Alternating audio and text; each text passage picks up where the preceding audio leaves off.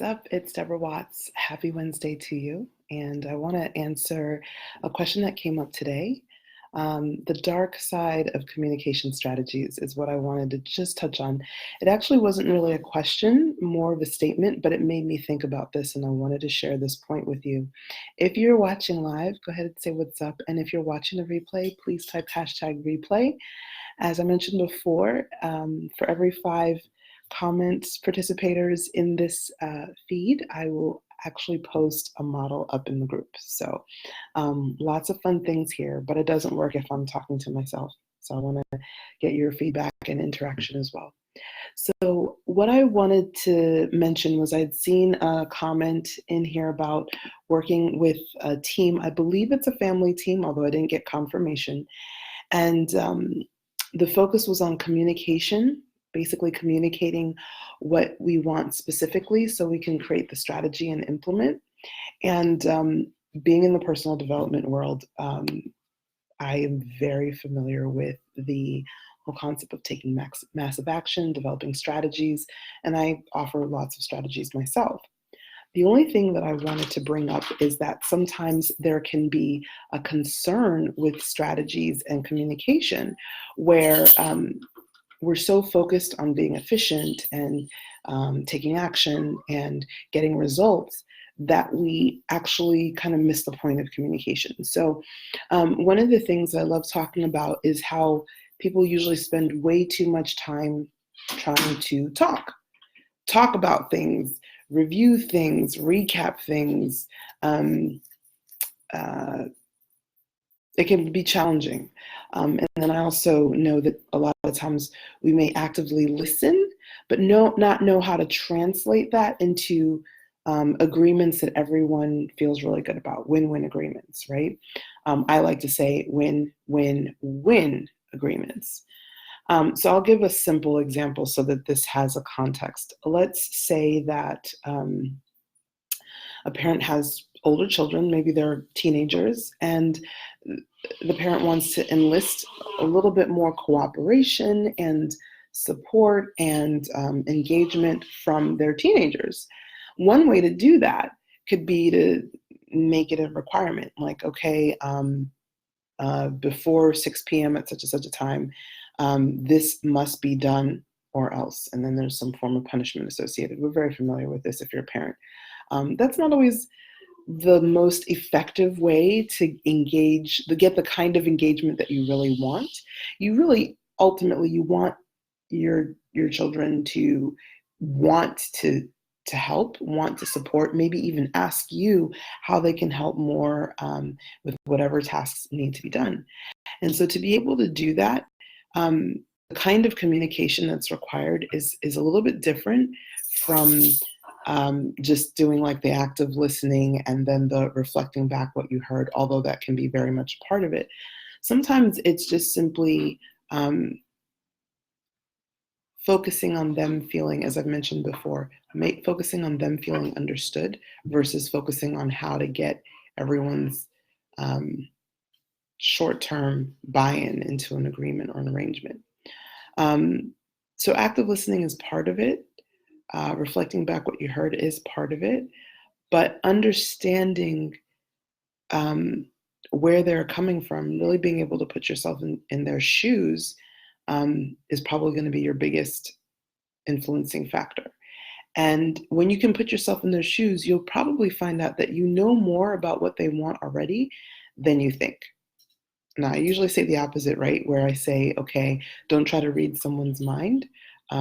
Ask them for data and go from there. That's when there are things that are disagreements, when you don't agree on something, when someone is upset at something that you did. Don't try to read their mind. Ask them specifically to understand better where they're coming from. But in the case of what people truly deeply want, usually you have those answers. So there's some really fun and simple tools that I love to teach about how you can actually extract from your own mind, your own understanding, your own knowing what somebody else actually wants. And then if you present your requests, let's go back to the parents with their teenagers, in the form of, now you probably want to sleep in all morning and eat ice cream for breakfast and play video games all day and do nothing, right? You're going to get a lot more openness to a discussion because you've already taken the time to anticipate what you think they want. And now you can get confirmation. And if you're wrong, they'll tell you too. But by you putting the effort forth to actually tap into what you already know about their desires, you can, and those are surface desires. I'm joking. Obviously, those aren't the deeper desires, but those are the things that you might imagine your teenagers might request. From there, you're able to go a little bit deeper. So now, bringing this back to our frame of the four stages, right? So the punishment, you have it done by 6 p.m. or else. That would go in a stage 2 / early stage 3 category, where your kids would be in the stage 2 and you'd be in the early stage 3. Maybe it might be that everybody's in stage 2, but that's in a dependence frame. And no judgment here. Let me say this, because as a parent myself, I have watched myself totally bug out in stage 2, sometimes even in stage 1, which is codependence. And I understand, though, when I see it, oh, that's what happened. I don't blame myself. I don't judge myself. I just notice.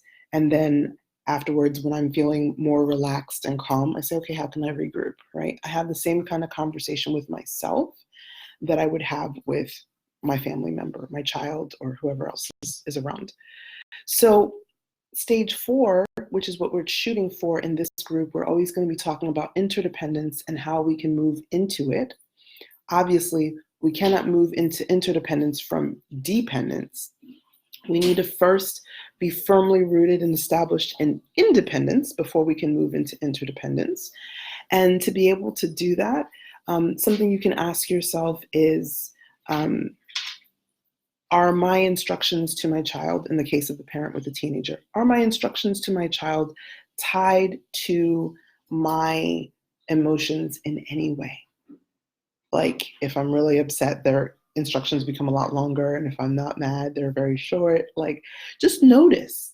Then just go through the week and notice. You could also, so basically it's instructions or demands or requests or whatever you want to frame it as. When I'm asking them for something, does that change with my emotional state? The natural answer is going to be yes, but there are shortcuts to that. But that's the first question to ask. Another really good question to ask yourself is, like I said earlier, how much of what they want do I already know? Do I already know what they want? If I'm being honest, do I kind of know what they want, at least at some level? Can I start from there, present that to them, and then ask them to tell me if I'm right or wrong? Because even that will help to create a sense of trust and feeling of understanding in the family, which is what you want. So I gave the example of family and I gave the example of parents and teenage kids, but it could also apply to many other situations and scenarios. It's just an idea and just a concept. Okay, so let me know in the comments what your questions are. I kind of went through that pretty quickly, and I'm sure I was vague and confusing in some way because I'm usually good at doing that. Without having a very specific example, I can't really make my comments very specific, so that's probably why it sounds like that. But the key point that I want you to take away, and this was what I mentioned last week, was that the key to communication, the key to these relationships being really powerful, is seeking to understand first. That's the key for all of it. I have a really simple guide. It's called How to Use Conflicts to Build Trust. If you are interested in getting a copy, it's free. Just let me know conflicts. Type conflicts in the comments, and I will make sure that you get a link to the PDF. Okay? All right. Much love. Have a wonderful rest of your week, and I'm looking forward to seeing your comments below. Bye.